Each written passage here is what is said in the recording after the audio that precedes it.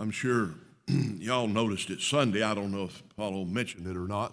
Our rails over here, not guard rails, guide rails. So we've got one over here now and one over here.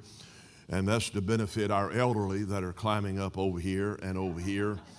And Brandon Damstra, who put these in, has put them in for us. And so anyway, they're beautifully done. Now, they won't be quite as sturdy as these here that have the side to them. So to those of you climbing up and using them, don't use them unless you have to. But no, I'm kidding.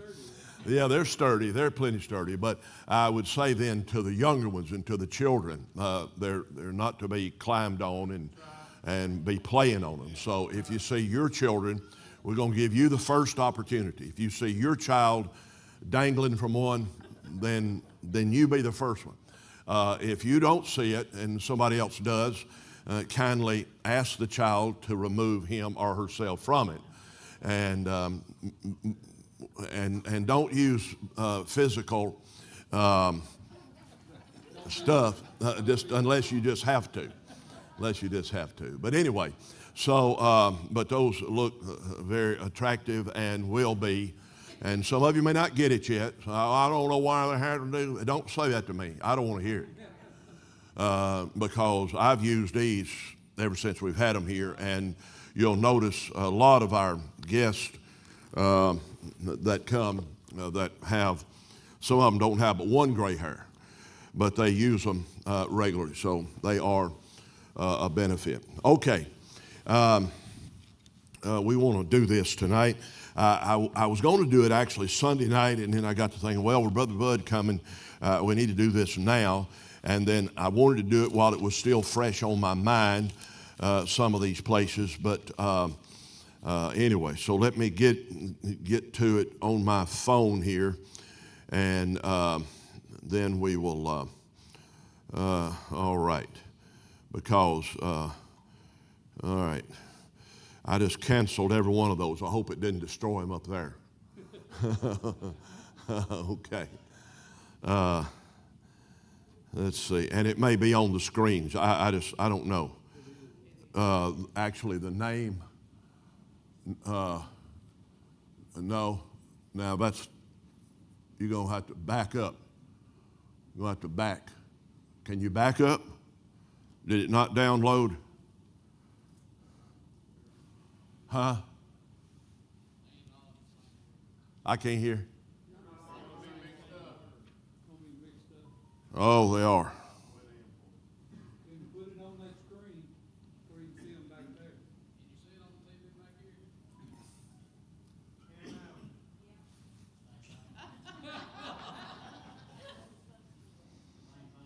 Turn the spots off. Okay. Yeah, turn these down low, please. Okay. All right. See, I had in mind it all be in order. So now I'll just have to guess at it. Some of these places. All right. Okay.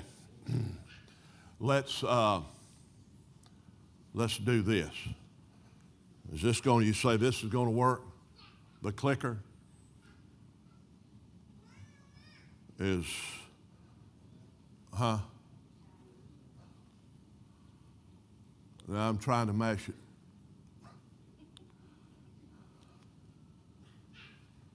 Well, now I mash a button on the back and it's working. No, I'm trying to mash the arrow. Okay, is that it? That's it. Okay. All right. I think that may be the first picture. Seems like. Anyway, that's leaving the airport and going to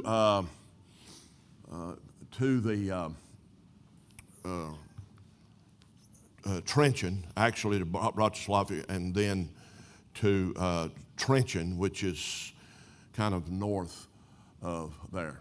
All right, family, this is the first day. I suggested while we had a chance, I'd love to get with them and let's have a meal together, eat some pizza. And so we did.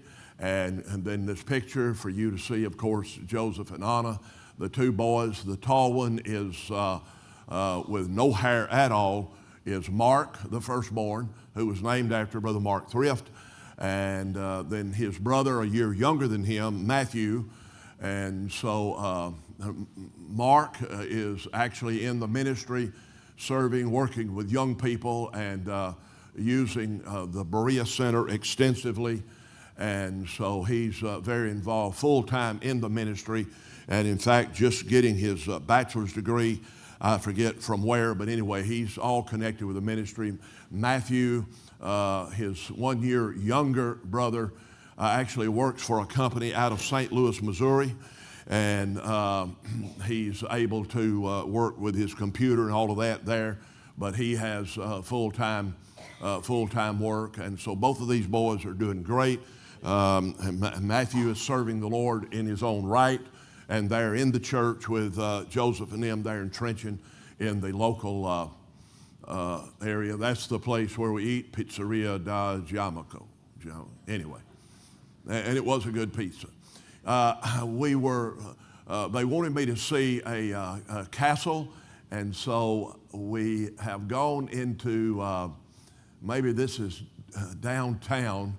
We saw 2 or 3, so I'm sorry. I'm going to have to kind of look at this through here. All right, this is one of the castles, and of course they are unique to Europe, to England.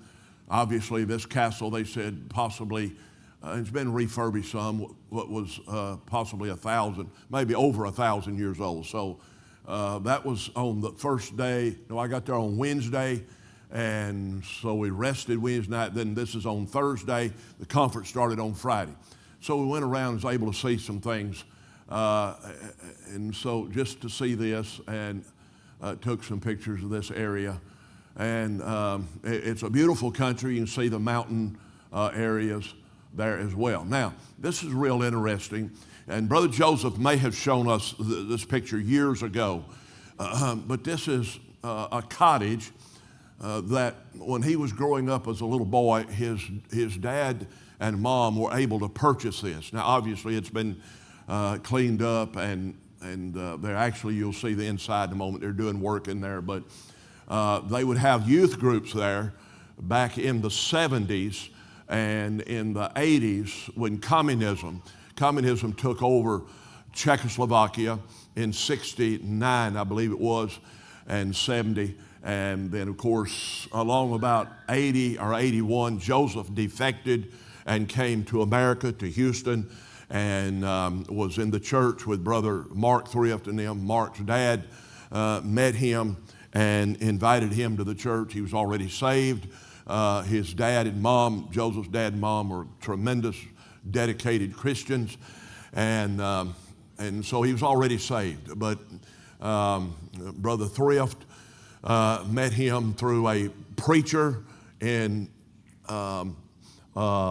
Shreveport, Bossier City, Louisiana, Brother Earl White, who I had the privilege to preach for probably 30 years ago. And Dr. Earl White was friends with Joseph's dad, and they were working together during the 70s, getting Bibles to them, and then they were smuggling Bibles throughout the country during the control of communism. And so, it's crazy how all these connections you have. And but then Joseph, of course, I met him in 88, the first time I preached for Mark.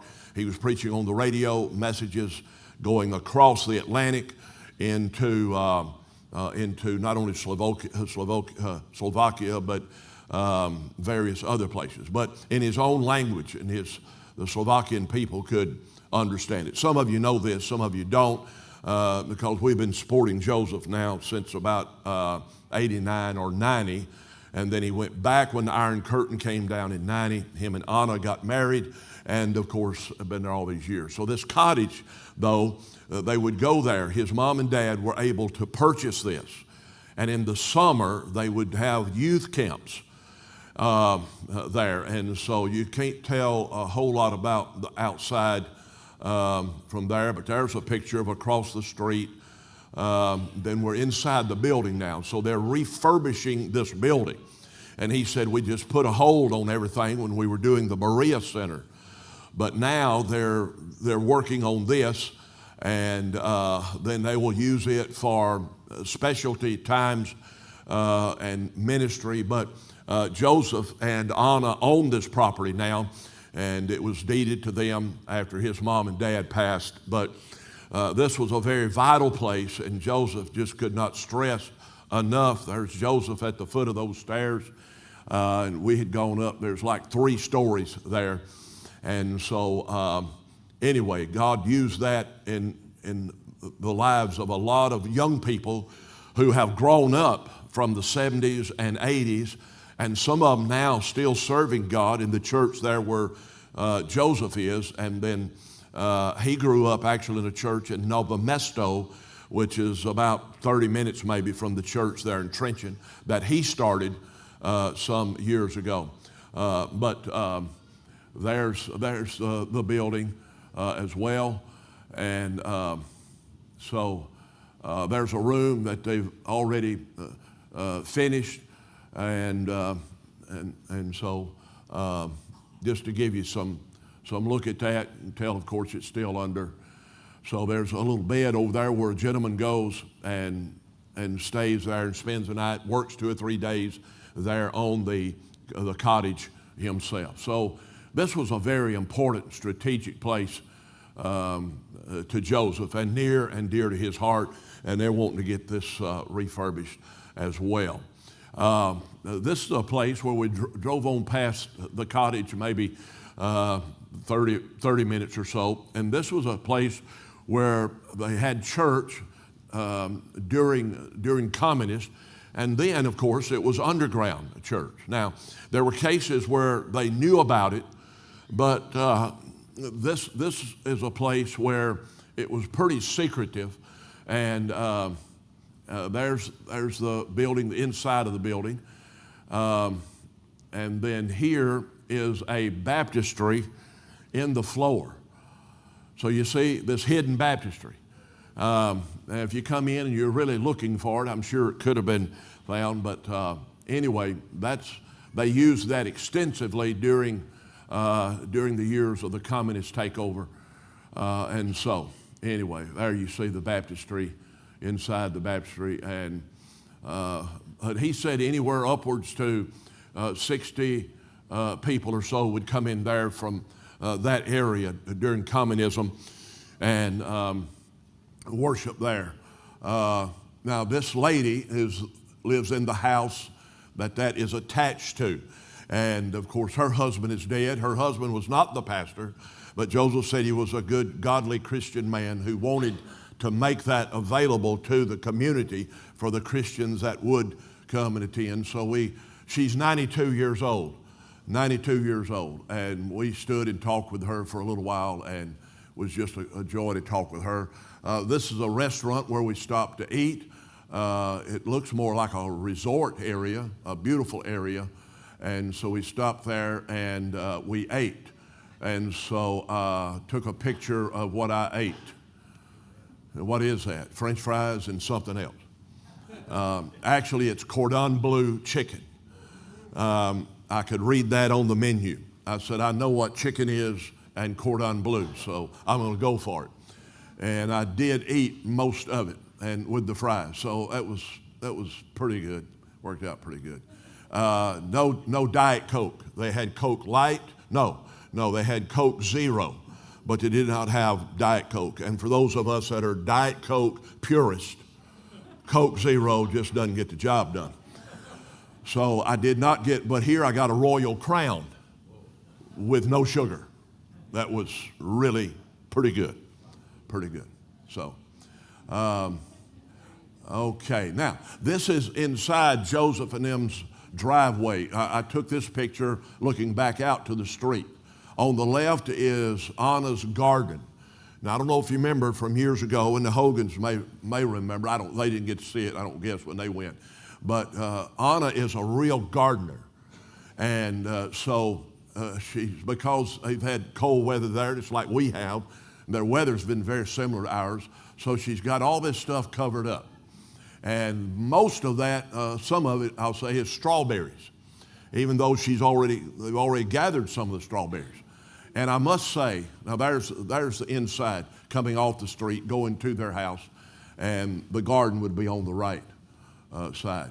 But, okay, here was a tremendous, I don't even know what to call it, but Joseph fixed it on this, I don't know if I got him to show me one of the, there's one of the type skillets that he used to fix it. And it was kind of like a corn tortilla or flour tortilla, but not made like that. It tastes very sweet, and then you put fruit and stuff in it. I was thinking I had a picture of where I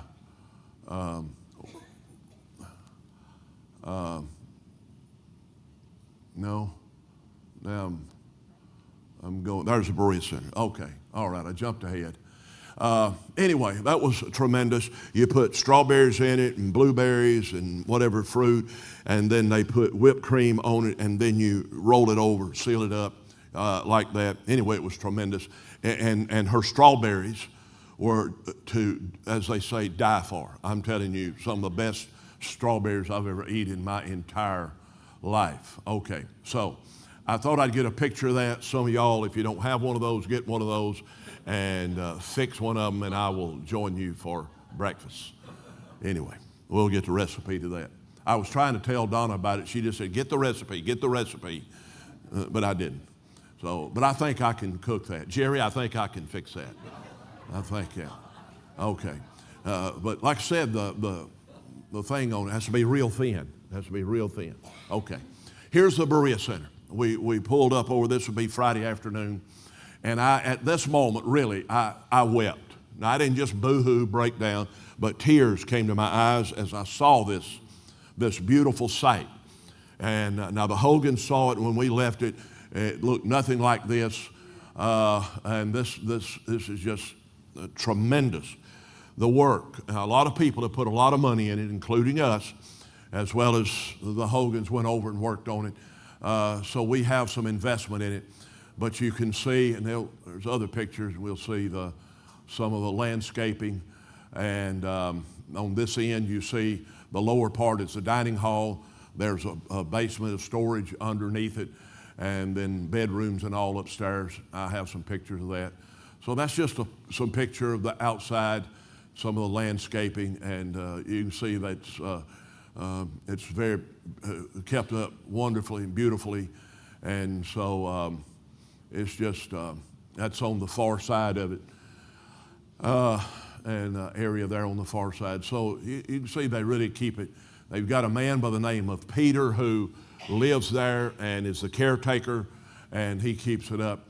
And so this is, I believe, on the second floor where I was staying, or it might have been on the third floor. But, okay, they think this is the room, Jim, that y'all actually worked in. Mark carried me up there, and he said, I believe this is one of the rooms that y'all actually worked in. And of course, it didn't look like that when y'all left, but you can see they've done a wonderful job. So that room has those two beds, and then one on the far side over there. And so just wonderfully done. Everything is first class. I went out on the balcony, took a picture out there of the grounds. And so there's the balcony on the second floor, I believe. And Joseph come there and down below there. So lovely balcony. Yeah, this is my room. And so two little beds were brought together there. I had the room to myself. And so I think I've got, okay, there's the bathroom. Obviously, you say it don't look very big. You're right. You're right. And that for a guy my size, that it's very adequate. It's very, very, everything worked wonderful, but I felt kind of like a rotisserie, kind of. But anyway, wonderfully done. The rooms were beautiful. Everything is so clean. That hallway you saw, when you get up, they got a little elevator. I think I got a picture of it. When you get off the elevator and you start down the hallway, lights start coming on. And then when you disappear into your room, I'm assuming the lights go off. But anyway, first class. Everything's first class. They had Wi-Fi. The whole building has Wi-Fi. And anyway, so this is the dining area. And so you walk all the way to the other end from where I was staying. And so this is where we had our meals in the morning. Now this would be our first meal on Friday evening.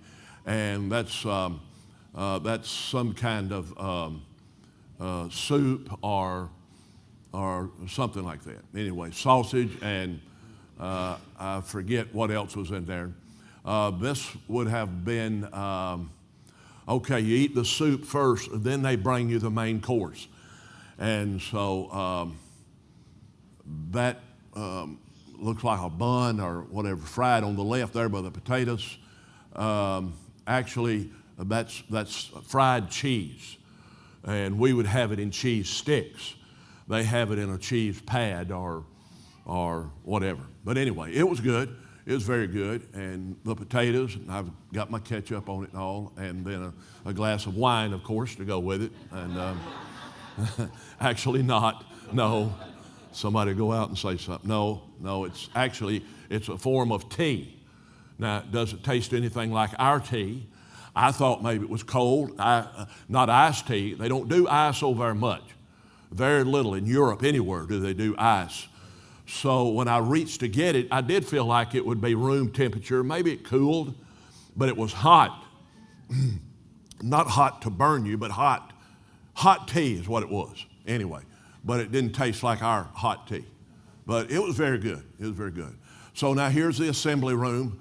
Those doors you see on the far end is actually going into the dining hall. But here's the assembly room.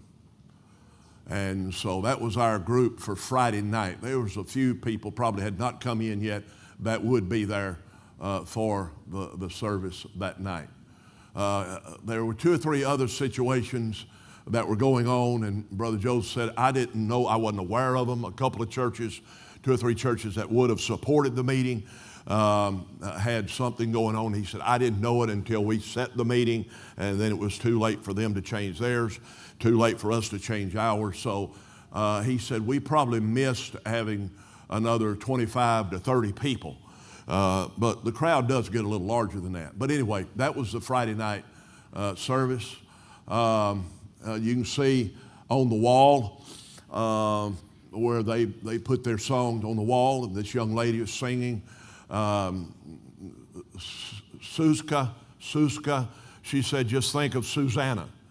And I said, oh, Susanna. And then later, Anna told me she doesn't like for you to do that. Okay.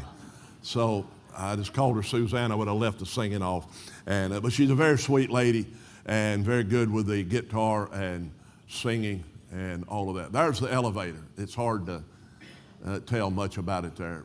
But anyway, it hold about 3 like me, 5 or 6 like some of y'all, but anyway. All right, so there we are. Maybe in the next morning, Saturday morning. All right, you can see we've got some others that have come in, and there's of course Joseph and Anna. You see a camera. You see that column over there, and just the other side of it was a camera, and right behind it is the soundboard, and a young man, Masse, and Matthew maybe and Mark would alternate and was helping there with the sound and all of that. So then we would have always had good singing to start the services, and they would put the songs on the wall. The only way I picked up on a couple of tunes, they did Blessed Assurance, one service. I got that. Are You Washed in the Blood? They did that. 2 or 3 other songs I recognize. Now we're getting ready. I had asked to get a group picture, so this would have been Saturday about noon. I think right before our noon meal, I believe. So they're gathered around out there, and so we're going to get a good group picture. And then there we are in the dining hall. And so there's a gentleman over there on the far side. You see the yellow shirt. That was their Jerry Martin over there. And so he was really helping in the kitchen and taking care of us, and they were bringing food. They let us go to the table, and then they served us. Now, you say, what is that? Well, on one side of the plate is bread. That's all I know. This was something else. But anyway, I ate it. I ate it. And it was okay. It was okay. It was okay. So anyway, it was, their eating's just a little bit different from ours. And so anyway, there we go. Yeah. So I think that was chicken, I believe, with something else. There we go. Now here's a lady who was kind of in charge of the kitchen, and she was very much in charge. And this kitchen is something else. And they have regulations over there, government regulations, that would drive our kitchen people out of your mind. I couldn't believe it. They have about 5 different sinks, and they're located at different places. And where they wash vegetables, they're not allowed to wash meat. If they wash meat at a certain place, they're not allowed to wash anything. Anyway, about 4 different stations where they did washing of vegetables or of meat or whatever it was, and you could not interchange them. And there may be places in the States that have those kind of rules. But last time I checked, we don't have that rule here. Okay? All right. If we do, no wonder I don't work in the kitchen much. It's just amazing at how they do. But they took care of us wonderfully. You see the big vent hood and the stove, the oven, and all of that, and other items in there. So it's very first class, modernized. And a lot of this stuff, Joseph said, was people had donated it to him. Just like that elevator. I can't imagine what an elevator would cost. 3 stories. I can't imagine. But it was donated to him. And then Joseph said he had a brother who was involved in his store handles, like a hardware store. And that gave them thousands and thousands of dollars worth of wire, electrical, plumbing, things of that nature. So, and then they did a lot of work themselves. I say, let me tell you this, these Slovak people are not lazy. They are not lazy, and they work very hard. And some of you may not remember it, but some of the early pictures of this place 30 years ago, 25 years ago, it was horrible. When first time I saw it, and Joseph's telling me his dream of all of this, I'm thinking, Joseph, you'll never get that done. It took them about 25 years, but they got it done, and this place is first class. I told them, I said, we have a beautiful dining hall back in our church. Joseph and Anna have seen it. I said, I tell our people I wouldn't be ashamed to invite President Trump to come and enjoy a meal. I said, you could invite President Trump to come here. Most of them liked it. Some of them, I'm not so sure. But anyway. I knew where Joseph and him stood. So, all right, there's breakfast, which is a traditional European type breakfast with the fruit and more fruit and the bread, and then of course some cereal, cornflake. Okay, so this would have been maybe getting ready for the Sunday morning service, I guess. Okay, okay, I sung that with them. Yeah. Oh boy. So there it is. Now, we sing that, or Brittany sings this song as a special here at the church. They did it as a congregational. I said, we're going to do it as a congregational. I was so moved when they sang, but not only they, but then they put it up in English for me, and I tell you, I was so moved in that service to sing that. And anyway, a powerful moment in that service with that song. It was just tremendous. I'm thinking maybe this was our lunch Sunday, some stew, and there was some carrots in there, maybe potatoes, some cabbage, I think. And wait a minute, back up. Okay. And so rice and kind of a salad and then some meat. I'm not sure exactly beef or pork or I didn't ask any questions.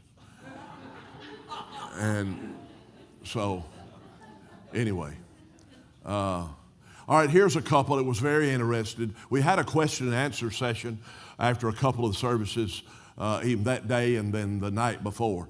And she had asked me a question. So they came to me and said, what if we wanted to come and visit you in America? I said, well, that would be, that would be wonderful. We would be thrilled for you to come. And so they don't actually go to Brother Joseph's church. They attend another church, but Joseph said they were just a godly Christian couple and have always supported the ministry there at Berea, the Berea Center. And so anyway, a very, very sweet couple. They could speak in the English, yes. And so I was able to communicate with them some. This may be Sunday afternoon. We left the church or left the Berea Center going back to Joseph and them's home. Another one of the old castles. Maybe that's in Nova Misto. Anyway, castles are kind of scattered across the mountainside there, and very special and beautiful. And most of them have been refurbished enough to where they do give guided tours and history about them. And all of them have a significant history about them. And so there it is. You can see that church there in the front. This is actually where Joseph's sons, Mark and Matthew, live. Now that's in the backyard. I don't know if I got a picture of the house or not, but I got in the backyard. You see down at the far end, there's a fence. It's a steel fence, and on the ground you see that white, well, that's a rabbit. So Joseph raises rabbits. And there he is, got you a close up. And so all that's enclosed, so they can let him run free. And they do some.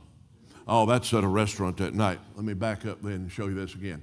So then there's another further garden down in there, and Anna has a lot of things she's growing there. But anyway, this is a place that Mark has actually purchased.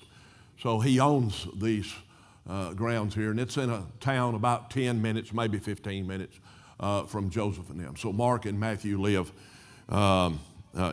in the house, and so I didn't get the picture of the house, but it's the same color, looks very much to the same of that garage type building on the left. So anyway, and then oh, by the way, on the right. On the right, inside the doors there on the right is where he keeps his cage for his rabbit. And so he went in and he raised the lid on one, and while this week was going on, had 4 baby rabbits, 4 brand new baby rabbits. Joseph was acting like he was a new father or something. He was really, I could not believe this. I had no idea. I didn't know. Whatever. But anyway, so he's got 4 new baby rabbits, so congratulations to them. And then on the other side of that wall where that rabbit is perched there on the other side of that, then he's got chickens. And so he's got a rooster and 9 hens. And they keep them in eggs. And he said, we have plenty of eggs. And so anyway, so they're very industrious with their gardens, with their animals, and with all of that. So they're really occupied with all those things. Okay, that's in a restaurant there Sunday night, and so we went in an Italian restaurant, Brother Paulo, and some pizza that has peppers and I believe maybe like Canadian bacon type, and then it's got some pepper in it. And I had asked for jalapeno pepper, but they didn't have any jalapeno pepper. But they had some pepper that they poured in it, and it worked. Whew. I ate it all but one piece. No, I actually shared one piece with Matthew, and so she gets the salad with the chicken on, and that's the boys. You know, we don't just get the little mini pizzas. You get a pizza, you can see, so they get the whole thing there. And so, anyway, that was good eating. So now we're down on the town square area downtown, and it's beautiful.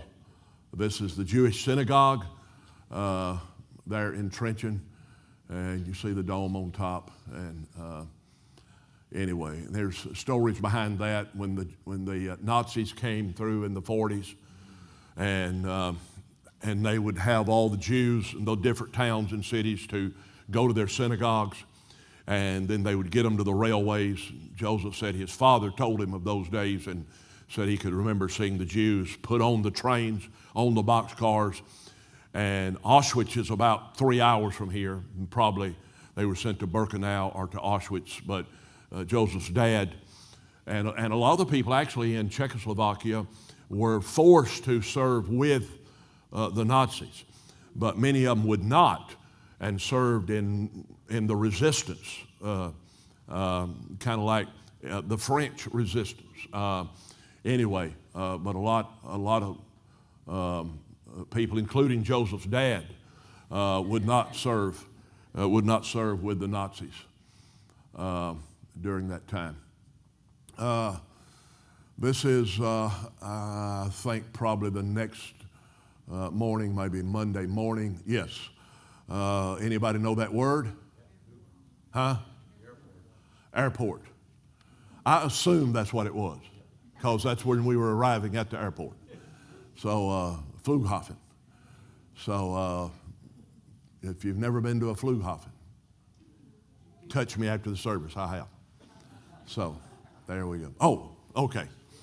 Now we're back into Newark. Now this is going to kill some of you because you're looking at it and you say, what in the world is that? Well, I'm going to tell you what it is. It is onion soup. And onion soup has a layer of cheese on it and bread in it. Now I love onion soup. Forgive me, but I love it. My wife hates it, but I love it. And so that was my first meal back. That's actually the appetizer. Hello. Hello. You got to wash that onion soup down with something. And yeah, that baby was pretty good. And that straw has been outlawed. That's a paper straw. Trump's outlawed them, I think. But anyway, that was good. And now, here, let me tell you this story right here, and then we'll close. We're at the end. That's my last pictures. But I didn't get my main meal. By the time I got that, I was already caught up in the moment.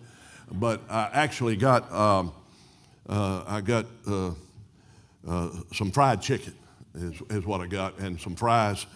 And so that was really my first main meal after I got back. And it was actually in a place called New Jersey Diner, and this is in the airport. There, the Newark Airport, and so they had Southern fried chicken. Now it was boneless, which okay, but anyway, but it was really good, and the fries were good and all of that. So anyway, but that really kind of got my attention. I knew y'all would appreciate that, so I'm glad I was able to get that picture. Now, look, I'm sitting there. I'm going to wrap this up now. I was sitting there in the airport. I've already been through customs and all that, and I've still got a 4-hour wait. Had a long layover there in Newark to catch a plane to Memphis, and another 2.5, at least 2.5, 2 hours, 45-minute flight from Newark. I would leave at 7 o'clock, get to Memphis about 9 o'clock or so. So anyway, I go down to the end of the runway, this big, huge airport. And if you've been paying attention to news here lately, Newark Airport has been on the news, it seemed like the last 2 or 3 weeks, every day. And their air traffic controllers have been criticized. Their radio work has been, anyway, all kind of problems with their systems up there. Well, I already had my ticket bought. So I said, well, okay, we're going to do this. Anyway, so we're at Newark. After I get my meal, I go all the way to the end where my gate is. Then I had to go downstairs. And so downstairs was very, almost as one person described, almost kind of like a dungeon down there. There were plenty of seats, but it was very plain. Now upstairs, it was really, really nice, but I had to go downstairs to where my gate was. So I get down there. It's 4 hours before I take off, so nobody's down there. Maybe 1 or 2 other people in this whole big room. The room was almost as big as our sanctuary. So I go down there, and I'm sitting there. So I'm thinking, I'm going to have a chance to get me a nap. So I move over to this area where I can sit down in a chair and lean my head back against the wall. And so I'm going to doze off and get me some sleep. Actually, you had to go by me to go into the ladies' restroom over here. So whatever, okay. So I'm sitting here, so I'm going to get me a nap. It's the only place where I could sit down there and actually lean back. So I'm sitting there, and I lean back. So I'm dozing. And all of a sudden, I hear my name, Ronnie Barefield. Yes, way. I open my eyes, and it's her. Now, David and Virginia might recognize her. You recognize her, Virginia? That's Haley Moffitt. That's Jake Moffitt, who was on the golf team with Bo there at Ripley. Now, Jake's a senior, and he's going to college to play. He's a tremendous golfer. And so anyway, they were up there, and Jake was in a golf tournament. So his daddy, Michael, their mother, Haley, his sister, Brinley, and then her. So it's her. She walked by. I don't have a clue. I'm sitting there, and it's Ronnie Barefield. And I open my eyes, and I look at her, and in the moment, I didn't recognize her. And in just a moment, she said, what are you doing here? I said, well, I'm quite honest. I'm glad I'm not doing anything right now. Apparently, somebody knows me here in Newark. I'm not doing anything. She said, what are you doing here? I said, well, I've been on a mission trip and tried to quickly explain it. She said, well, Jake is here, has been playing in a golf tournament. I knew immediately who she was and who Jake was. And so we're talking, and so I said, well, who's we? She said, well, Michael is upstairs, and Jake and Brinley, her daughter. And so I said, well, okay. I said, well, let's get a picture. So we do this. I said, I'm going to send this to my wife. I said, she'll recognize. I knew Anna would recognize her. But anyway, so she went on upstairs. So in a few minutes, Michael, her husband, and Jake come down, and we talk a few minutes. And then later on, I went up and joined them for some Wendy's meal. And so come to find out, they're seated right behind me, all around me there. And so let me connect this. I've had some people, in fact, my wife, I've had a couple of preachers contact me, and then words got to me. Other people have said, Brother Ronnie, what are you doing going over there by yourself? Yes. Well, I did go by myself, but I didn't come home by myself. So I don't know if it was the Lord put that family up there to escort me home or what. But I thought that was just, man. So just be assured, I don't try to get into any trouble when I go off anywhere. I would get caught. It would beat me back home. So I was glad in that moment, man. I sure wasn't doing nothing evil or. Okay, so there's outside the window a plane. In the far distance is the skyline of New York City. And so, anyway, There it is. So that completes it. That's, you see a little bit about that. So the emphasis being, of course, the Berea Center and how God is using that. Churches all over Slovakia, and then even maybe some of the bordering areas, Hungary and other places, are using that place, taking advantage of it. Mark, the oldest son, is having youth conferences there, just very regular, really often. And then there are other churches that are using it, and they're just doing some great things there. And so it's not like this beautiful edifice, which was an ugly edifice, is just sitting there empty.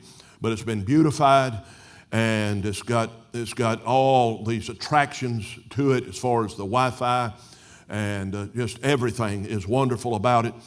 And so it was just such a blessing. 20 years ago, Joseph told me, he said, "Now I want you to preach here one day." I said, "I want to preach here one day."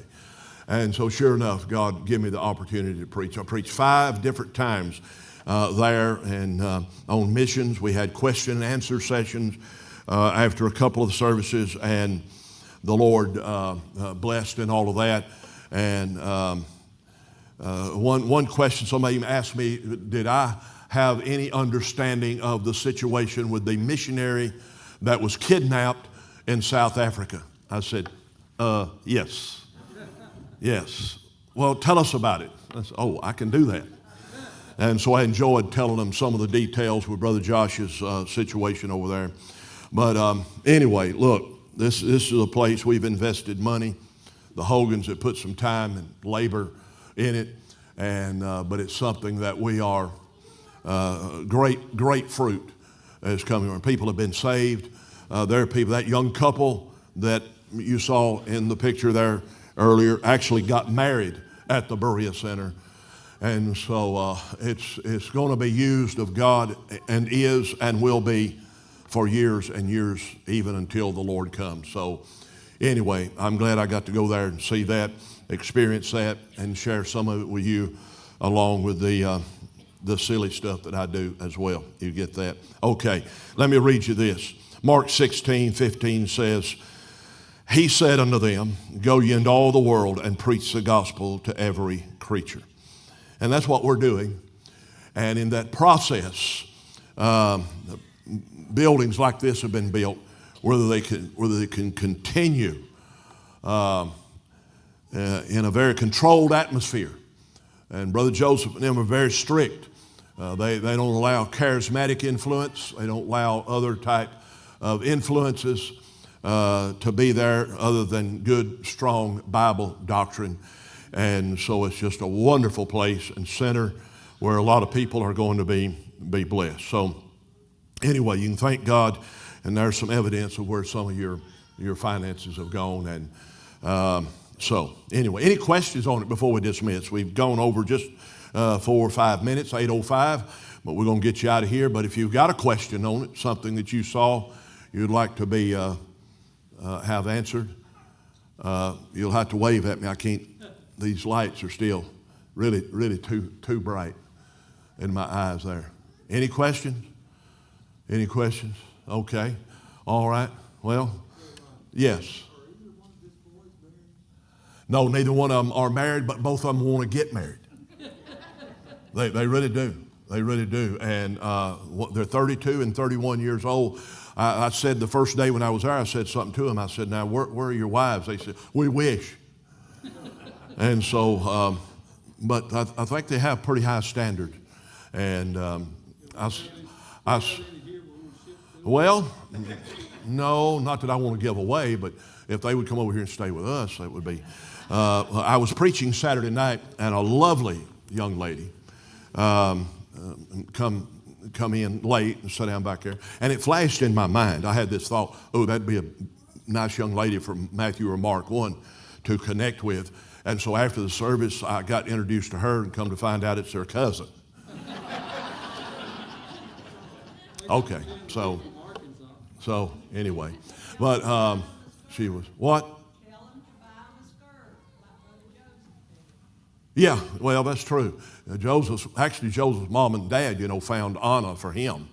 And then I don't think Mark and Matthew want Joseph and Anna finding their spouse for them. But anyway. Yeah, any other questions? Tell some of them the story about the skirt. A lot of people haven't heard that. About the what now? Skirt. He Dress bought or the whatever skirt for and Anna. thanked God to feel it. Oh, yeah, I actually forgot that. And you might ought to tell it. I can't even remember the details to it now. What was that? He bought a skirt. He never had met Anna. His That's right. parents were looking, and he went to the store and bought a skirt and hung it on a chair and prayed God to fill the skirt. Amen. There you go. I had forgot that, Brenda, but that's true. And of course, he was still here in the States, and communism, was still, so he couldn't go back. He had defected. So as soon as the Iron Curtain come down, he went back over, and his mom and dad had found Anna. And actually, Brother Mark had made a trip over before Joseph did and met Anna. And Joseph had asked Mark, to take pictures, said, I must see her, even though they were engaged before they ever saw each other.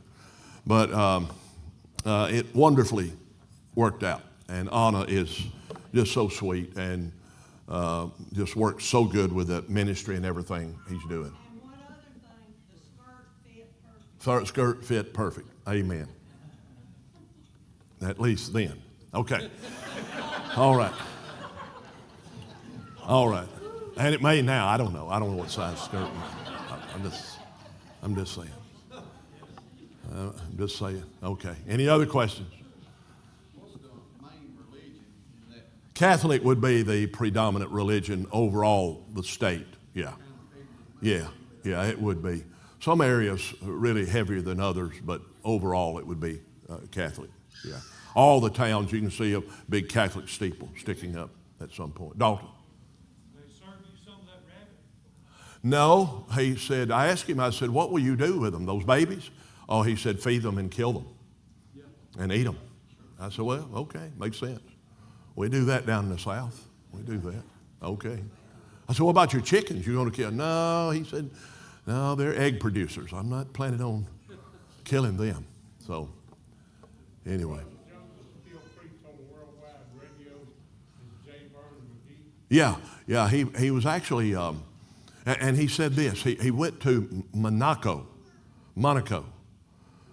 in the early 80s and was preaching there for Radio Free Europe and translating J. Vernon McGee's material.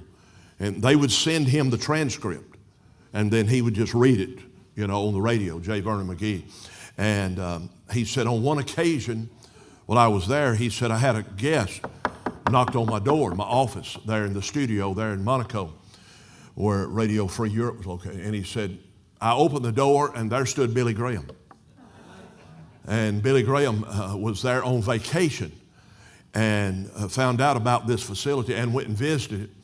And Joseph said, I was able to sit down with him. And actually, he said, could I interview you while you're here? He said, sure. And he sat down with him and interviewed Billy Graham over Radio Free Europe. And then later on, actually interviewed him again on another occasion somewhere. But then he was also on a station out of Ecuador that broadcast back across the Atlantic into Europe.